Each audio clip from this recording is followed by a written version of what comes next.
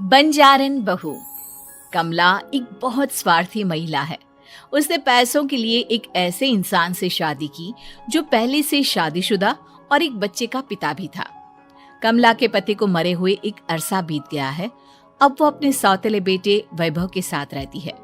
वैभव के दिल में अपनी माँ को लेकर इतना डर है कि वो अपनी माँ के सामने एक शब्द नहीं बोल पाता।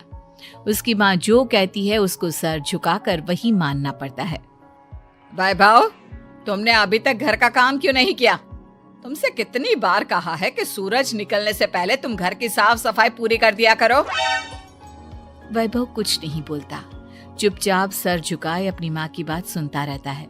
तभी पास में खड़ा नौकर सुखराम कहता है, मालकिन, वैभव बाबा को रात से तेज बुखार है, इसलिए वो सुबह जल्दी उठ नहीं पाए।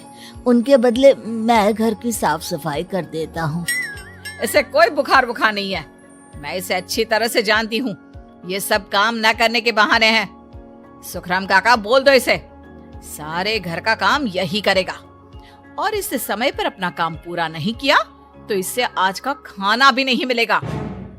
मगर मालकिन, वैभव बाबा की सच में ही तबीयत खराब है, आप एक बार देख तो लीजिए। कमला बिना कुछ बोले वहां से चली गई और बेचारा वैभव तेज बुखार में भी काम करता रहा।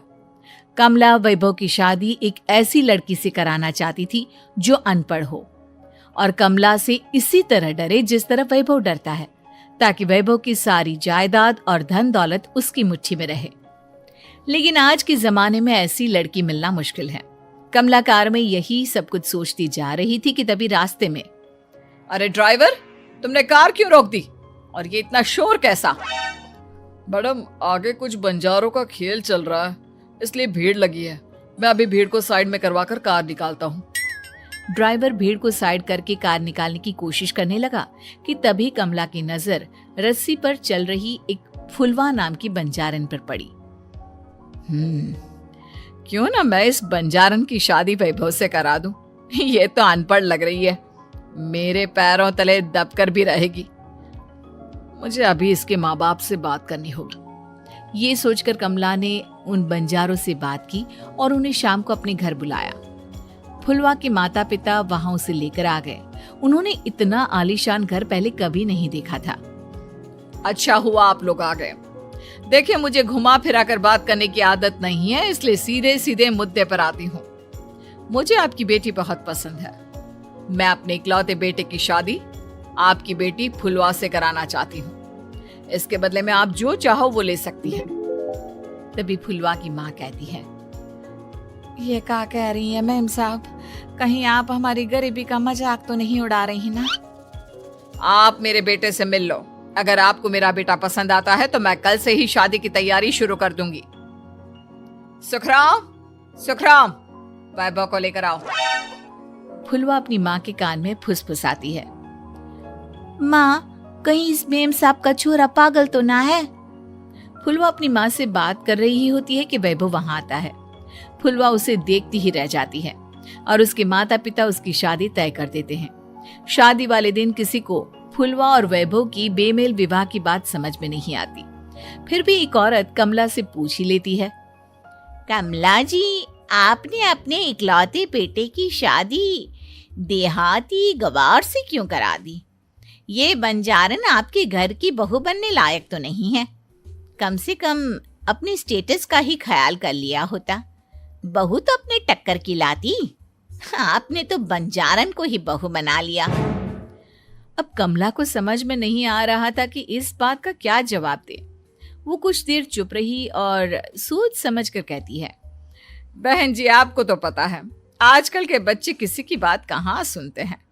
मैं तो अपनी बहू एक पढ़ी लिखी और अपनी सोसाइटी की ही ढूंढ रही थी। लेकिन मेरे बेटे ने मेरे सामने इस बंजारन को लाकर खड़ा कर दिया। बोला कि मैं शादी करूंगा तो इसी से। अब भला मैं क्या करती, मुझे अपने बेटे के सामने झुकना ही पड़ा। कमला की ये बातें सुखराम भी सुन रहा था। उसने ये सारी बातें वैभव को जाकर बता दी। काका, मैं तो फुलवा को जानता भी नहीं, फिर माँ मेरे बारे में झूठ क्यों कह रही है?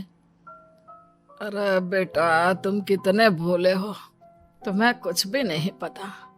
तुम्हारे पिता अपनी सारी संपत्ति तुम्हारे नाम करके गए हैं।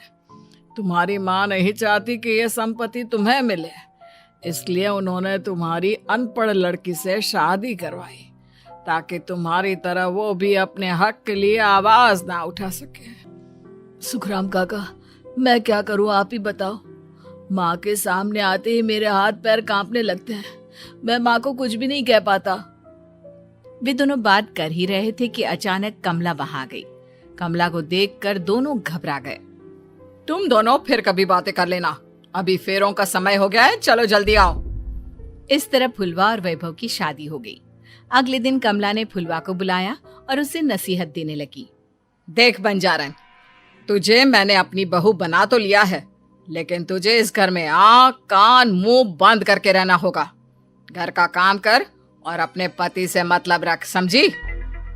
कमला का ऐसा रवैया फुलवा को बिल्कुल समझ में नहीं आया। उसने वैभव से इस बारे में बात की। सुनिए ना, माँ जी ने जिस तरह मुझसे बात की मुझे अच्छा नहीं लगा। शादी से पहले तो वो मुझसे बहुत अच्छे से बात कर रही थी, लेकिन शादी के बाद उन्हें क्या हो गया? तुम ज्यादा मत सोचो, जैसा माँ कहती है वैसा ही करो। ये कहकर वैभव वहां से चला गया। अगले दिन वैभव को घर के नौकरों की तरह काम करता देख फुलवा को बहुत हैरानी हुई। फुलवा ने इस बारे में सुखराम काका से बात की तो सुखराम काका ने फुलवा को सारी बात बता दी। अब फुलवा को समझ में आ गया कि उसकी सास ने एक बंजारन को बहू क्यों बनाया। एक दिन वैभव घर का काम कर रहा था, तभी उससे कांच की प्लेट टूट गई। किसने गिराई ये कांच की प्लेट? वैभव को वहां खड़ा देख कमला ने छड़ी से उसे मारना शुरू कर दिया। उसके पैर में कांच चुभ गया और खून बहने लगा, लेकिन फिर भी कमला उसे मारे जा रही थी। ये देखकर फुलवा ने कमला के हाथ से छड़ी छीन ली और तोड़कर फेंक दी। बंजारन, तेरी इतनी हिम्मत, तूने मेरे हाथ से छड़ी छीनी? कमला फुलवा को थप्पड़ मारने ही वाली थी कि फुलवा उसका हाथ पकड़ लेती है। ओ सस माँ, मैंने मॉम की गुड़िया ना समझ लियो। बंजारन हो बंजारन, ईंट का जवाब पत्थर से देना जानती हूँ। आज के बाद मेरे या वैभव जी के ऊपर हाथ उठाने की सोचियो भी ना, समझी ससु माँ? ये कहकर फुलवा वैभव को लेकर वहां से चली गई। उसने वैभव के पैर पर पट्टी बांधी, उसके आंसू पोंछे। वैभव ने पहली बार किसी के दिल में अपने लिए इतना प्यार महसूस किया। अब फुलवा वैभव का हर काम में हाथ बटाती, उसका बहुत ख्याल रखती। इस तरह दोनों बहुत ज्यादा नजदीक आ गए। वहीं दूसरी ओर कमला सारी जायदाद अपने नाम करने की साजिश करने लगी। और एक दिन, वैभव, जल्दी बाहर आओ। कमला की आवाज सुनकर वैभव और फुलवा अपने कमरे से बाहर आ गए। जी माँ, आपने बुलाया? ये ले, इन कागजों पर साइन कर दे। वैभव कागजों पर साइन करने ही वाला था कि फुलवा वैभव के हाथ से पेन छीनकर कहती है, ना वैभव जी, आप इस पर हस्ताक्षर नहीं करेंगे। आओ बंजारन, मैं तुझसे बात नहीं कर रही। ये बात मेरे और मेरे बेटे के बीच की है। चुपचाप पेन दे दे, नहीं तो तेरी खाल उधेड़ लूंगी। ससु माँ, बंजारन की खाल इतनी भी ढीली ना होवे कि कोई भी उधेड़ लेवे। जो यकीन ना आता हो तो देख ले उतार के। और हाँ, बंजारन जरूर हूँ पर अनपढ़ ना हूँ। मैंने भी पता है कि किसी भी कागज पर साइन करने से पहले उसे अच्छी तरह पढ़ लेवे हैं। पेन देती है या नहीं? ये कहकर कमला फुलवा को मारने आई तो फुलवा ने कमला को धक्का दे दिया और वो नीचे गिर गई। कमला डरकर वहां से भाग गई। अब फुलवा ने वो कागज उठाए और वैभव के साथ सीधा वकील के पास चली गई। वकील ने वो कागज देखे और फुलवा को बताया, वैभव के पिता की सारी जायदाद और संपत्ति वैभव के नाम है, लेकिन वैभव की सौतेली माँ इस संपत्ति को अपने नाम कराना चाहती है, इसलिए इन कागजों पर वो साइन करा रही थी। तो अब हमें क्या करना चाहिए वकील साहब?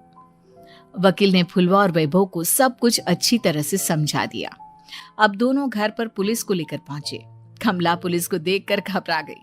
पुलिस ने कहा, आपके नाम की कंप्लेंट हुई है, आपको हमारे साथ थाने चलना होगा।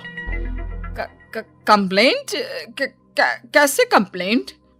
आप अपने सौतेले बेटे पर बहुत अत्याचार करती हो, धोखे से सारी जायदाद अपने नाम करा रही थी। अब नहीं इंस्पेक्टर साहब, जरूर ये मेरी बहू की कोई साजिश है, इसने गलत कंप्लेंट की है। मैडम, शिकायत आपकी बहू ने नहीं बल्कि आपके बेटे वैभव ने की है। कमला वैभव का नाम सुनकर दंग रह गई। जिस बेटे ने कभी उसके सामने सर नहीं उठाया था, आज वही बेटा उसके सामने पुलिस को लिए आया है। वैभव, तुम्हारी इतनी हिम्मत कि तुम पुलिस को ले आए? हाँ माँ, मैं लाया हूँ पुलिस को, और मेरे अंदर इतनी हिम्मत कभी ना आती अगर फुलवा मेरा साथ ना देती। आपने बंजारन बहू को लाकर अपने ही पैर पर कुल्हाड़ी मारी है माँ। मैडम, अब की बात खत्म हो गई हो तो चलो हमारे साथ। वैभव, मुझे माफ कर दो, मुझे थाने मत भेजो। आज के बाद मैं तुम्हें कभी नहीं मारूंगी, तुम्हें कभी परेशान नहीं करूंगी, मुझे माफ कर दो। वैभव अपनी कंप्लेंट वापस ले लेता है और पुलिस वहां से चली जाती है। वैभव अपनी सौतेली माँ से कहता है, मैंने पुलिस को वापस तो भेज दिया है, लेकिन मैं आपको माफ नहीं कर सकता। आपने बचपन से आज तक कभी मेरे सर पर हाथ नहीं रखा, हमेशा मुझे मारती रही, नौकरों की तरह बर्ताव करती रही। आप इस घर में नहीं रह सकती, चली जाइए यहां से। कमला घर छोड़कर चली गई और सड़क किनारे खड़ी होकर सोचने लगी, काश मैंने वैभव को माँ की तरह प्यार किया होता तो आज मैं इस तरह से बेसहारा ना हो जाती।